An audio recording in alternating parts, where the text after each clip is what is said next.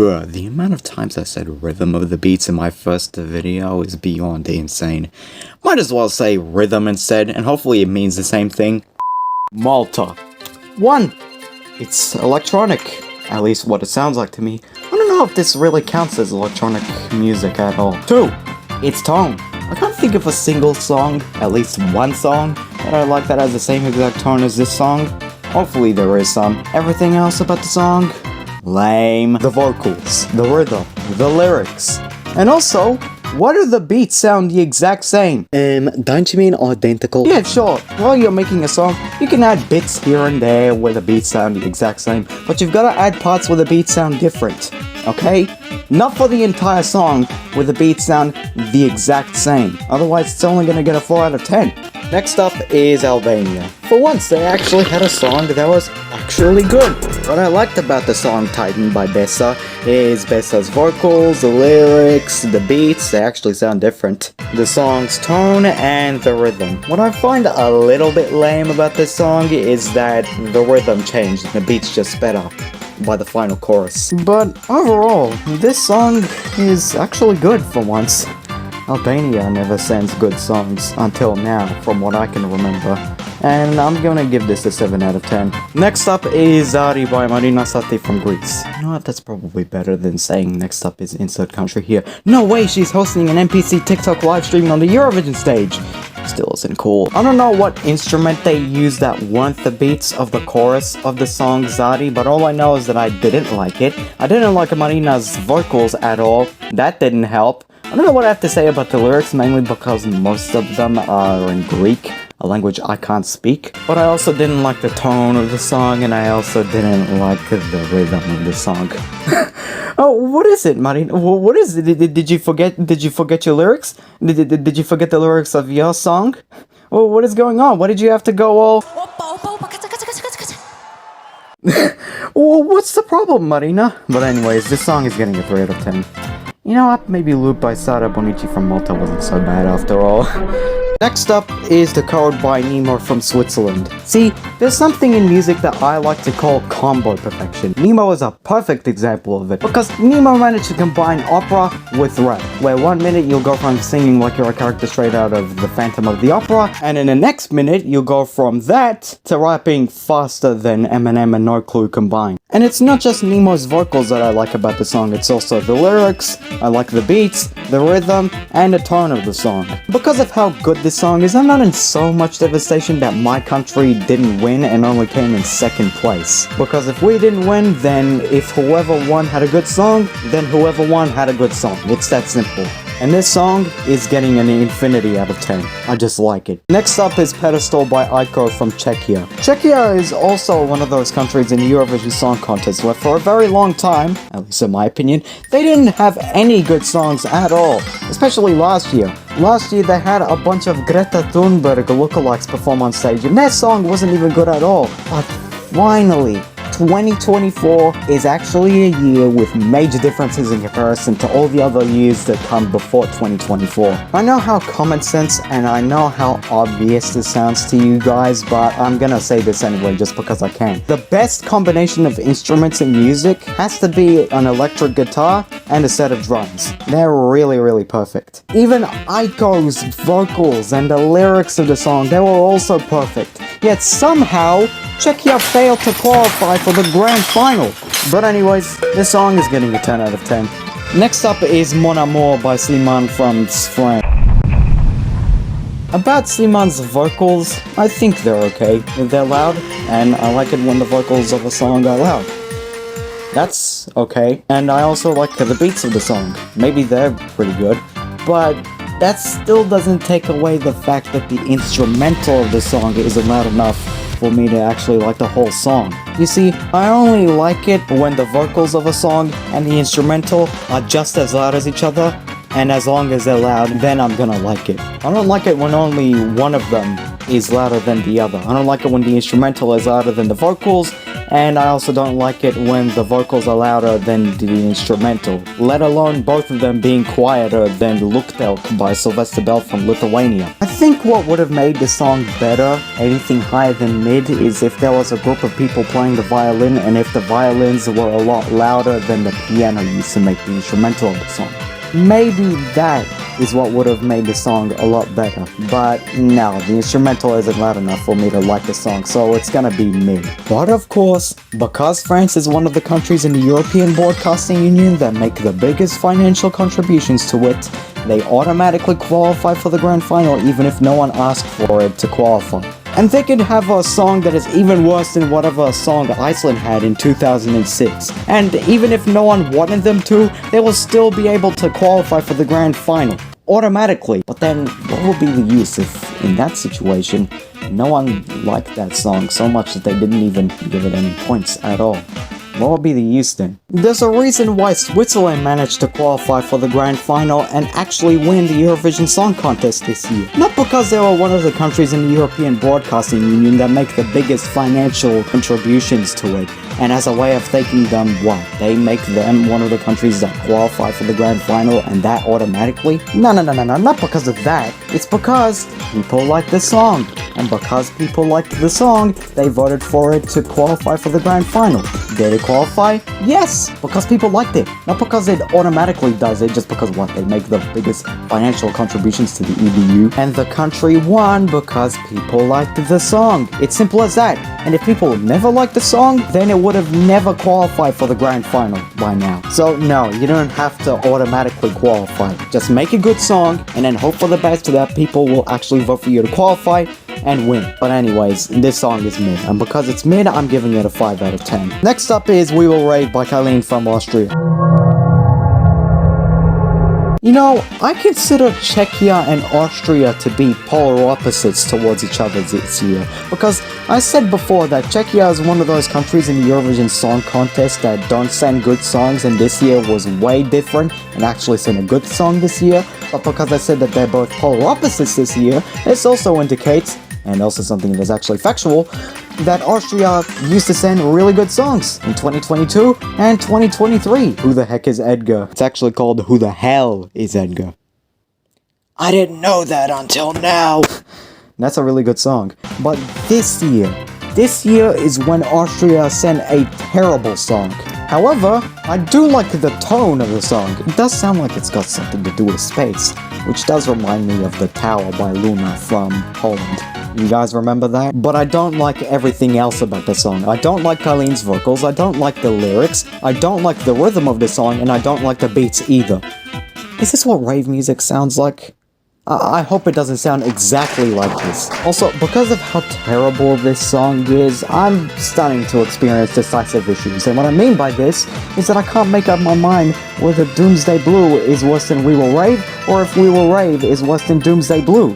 I can't make up my mind. Also, how come I didn't point out the fact that the only thing I liked about Doomsday Blue by Bambi Thug from Ireland was that I liked the name of the song, Doomsday Blue. It sounded cool. Oh yeah, maybe because I forgot the name of the song. Yeah, maybe because I forgot the name of the song while I was making the video. After I had to, re-listen to it or something like that? Oh wait, no, just to get footage of it. But anyways, this song is getting a 2.5 out of 10. Next up is Sand by Saba from Ethiopia. Yes, she's actually Ethiopian, but she's competing for Denmark. Another year, another banger from Denmark. But I just learned something new. Turns out you don't have to have faulty vocals while performing on the Eurovision stage while competing for Denmark, in the second semi-final at least, for your country to fail to qualify for the grand final. Last year, they had Riley compete for Denmark, and he made Breaking My Heart, which was one of my favorite songs in Eurovision 2023. But his vocals were faulty, so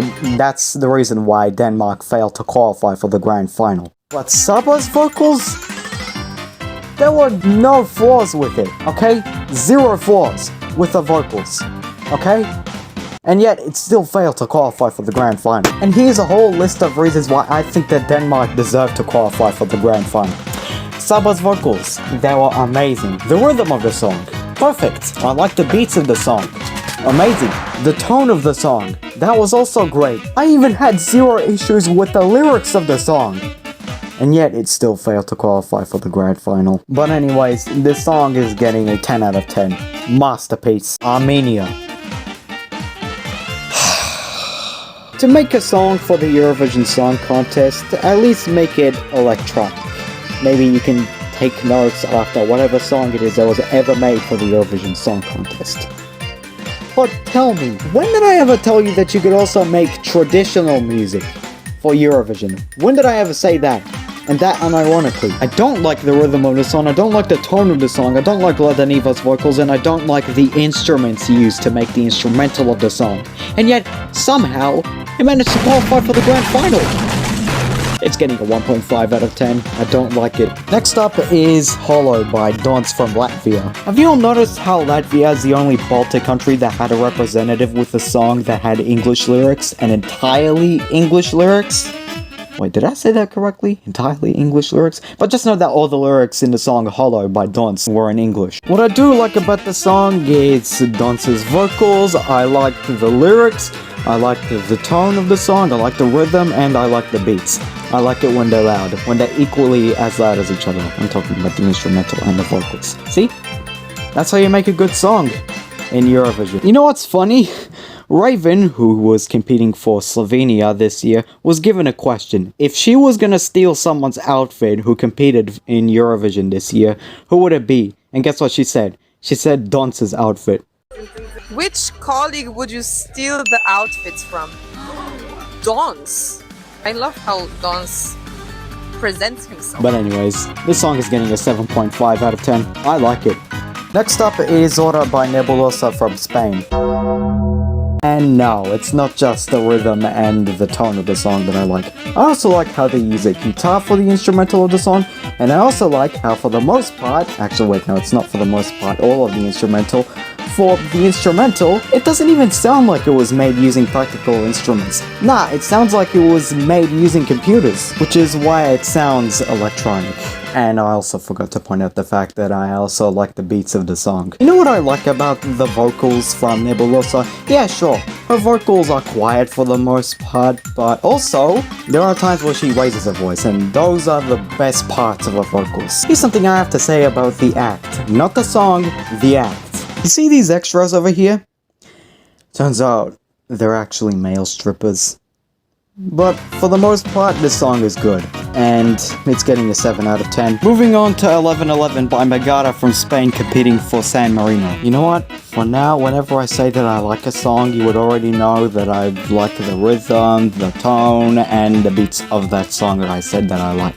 Because I've been saying the same thing whenever I say that I like a song, that I like the rhythm, the beats, and the tone. You would already know that by now. Getting to the point, I like Kenzie Loewitt's vocals, and I also like the genre that they went for their song. Rock music. I also like the way everyone was dressed, and have you all noticed the effects that you will see on your screen, and even the animation in the background? They're amazing! But anyways, this song is getting a 9 out of 10. Next up is Firefighter by Nuca Buzaladze from Georgia. Okay, Google Translate, why didn't you give me the option to see how it's actually pronounced in Georgian? Why didn't you give me that option? Getting to the point, is the song better than Yako, the song that Armenia had this year? Yeah, but without comparing, I don't like the song. There's only one thing that I actually like about this song. The tone. Everything else about it, I didn't like it. Of course, I didn't like the beats, I didn't like the rhythm. The lyrics were nothing special. I didn't like Nusa's vocals, and the beats only get better in the third and final chorus. Jesus Christ, only in the final chorus? That's when it starts to get a bit better? And only a little bit? Not gonna lie, I actually thought that Georgia failed to qualify for the grand final, but somehow it actually did. And plus, this year in Eurovision, we already had a song that only had beats in the final chorus. And because of that, I can't make up my mind what's worse. Having beats only in the final chorus and all the other choruses that come before the final chorus having no beats? Or having a song where you do get beats in all the choruses, but they only get better in the final chorus. I can't make up my mind. But anyways, this song is getting a 4 out of 10. Moving on to Before the Party is Over by Musti from Belgium. Look, I get that his stage name is pronounced Musti in French, but I don't like that pronunciation, so I'm gonna have to pronounce it Musti. Okay? Give me a break, guys. In my opinion, Before the Party is Over is also one of my favorite songs this year. I like the vocals that came from Musti, and I also like the lyrics of the song. And also, ignoring the vocals, do you guys think that this sounds like a song straight out of the 1980s? Do you guys feel like it sounds a little bit like the 80s? You know what I like about the lyrics? I like how Musti says, "Are you still playing the game?" Even though Nemo already said that he's done playing the game. And also, about the lyrics get even better, including his vocals in the final chorus. I love this song. It's getting an infinity out of 10. Next up is Narkotikumi deste teame by Viis Minust Expuluk from Estonia. Even Estonia is one of the countries this year that used to send terrible songs. Now it's completely different. Now they have a song that makes me want to dance. I don't care if I'm not Michael Jackson, I'm gonna dance anyway, no matter how dumb and inexperienced I look. Of course, the vocals were amazing, but those who did it the best were Kokver and Marko Veison. Even they joked about how Marko Veison looks like Vsauce. Also, no one pointed out the fact that Karl Kivastik, yes, this guy, looks like Minty Comedic Arts. And how ironic is it that I don't know how to speak Estonian, I don't understand Estonian, yet somehow I think that the lyrics are okay? What, because they rhyme? Is that it? Just because they rhyme? Makes no sense to me. And Estonia only got 37 points?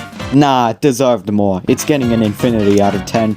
Next up is La Noia by Angelina Mango from Italy. Okay, I don't know how, but somehow this song reminds me of Zitti e Buoni by Moneschi, who competed for Italy back in 2021 and helped Italy win. Maybe because I actually like La Noia. Yeah, sure, I think Angelina's vocals are decent, but I also like her performance, and the performance of the extras, and now I can't come up with anything else to say about what makes me like La Noia so much.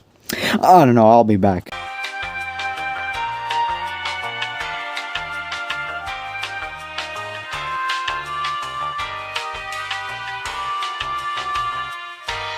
And I'm back, and I can't come up with anything else to talk about, but just know that this song is gonna get an 8 out of 10. Next up is Hurricane by Eden Golan from Israel. The name of this song reminds me so much of Hurricane, who competed for Serbia back in Eurovision 2021 and made Loco Loco. Still a masterpiece to this day. And now, instead of a group called Hurricane, we've got a song called Hurricane. The most ironic part about it is that I don't like the song. And here are two things about the song that I consider lame about it. Eden's vocals and the lyrics of the song. Yeah, sure, the rhythm of the song is something that I'm looking for, but the beats and the tone, not what I'm looking for. It's getting a 3 out of 10. Next up is Ulvehan by Gote from Norway. Yeah, sure, the vocals in my opinion are nothing special. But only if you're not talking about the choruses, because the choruses are where the vocals get better. I'm also glad that they used electric guitars and a set of drums, because without those instruments, then this song probably would have been terrible.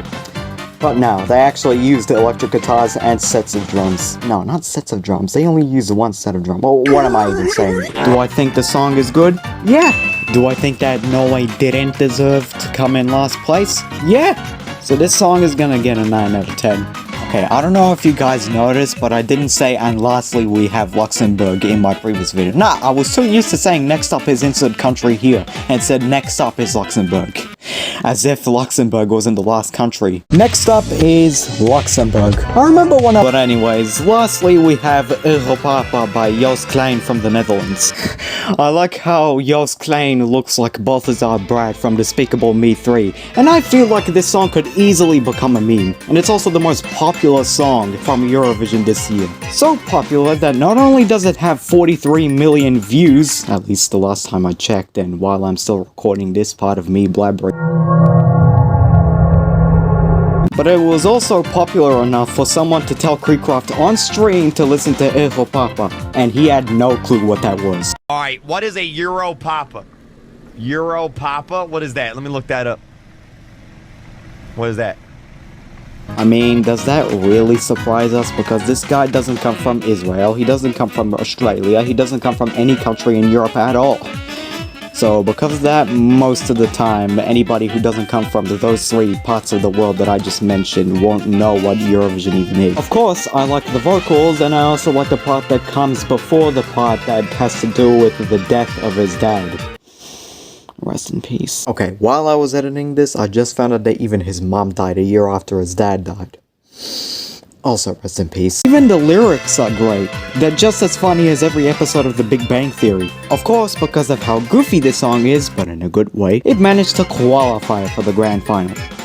Until it got disqualified for a stupid reason. So Yost was on his way to the green room. Okay, I don't know why it's called the green room, but it just is. After performing on the Eurovision stage, and there was this camera woman, who doesn't deserve to be a camera woman at this point, who wouldn't stop filming him. Yost kindly, keep in mind, kindly told her to stop filming. But she wouldn't stop. And keep in mind, there was no physical altercation between Joost Klein and that camera woman. He didn't make any verbal threats, yet he still got disqualified. And all he did was push the camera away. I thought Roblox's moderation was worse than this when they started deleting a bunch of UGC bundles just because they didn't have any underwear, even if they didn't have human genitalia. This song is gonna get a 10 out of 10. Anyway, now I'm out of songs in Eurovision this year to talk about, so you know what to do. Just casually share your opinions, no matter how different or the same they are to mine, in the comment sections. Just do that if you want to. Anyway, do widzenia.